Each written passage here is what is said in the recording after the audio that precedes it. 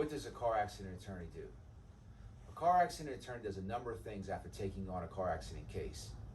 First, he schedules the new client with a doctor in the client's area. Usually that is a chiropractor or other type of primary care doctor that can provide therapy and other types of treatment for the client.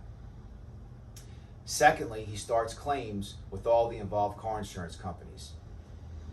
An attorney like myself will make sure that a client's vehicle is repaired and that the client is provided with a rental.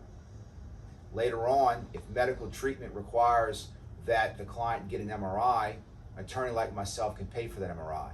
If the MRI shows pathology, we will refer the client to a pain management doctor or orthopedist based on an order from a doctor.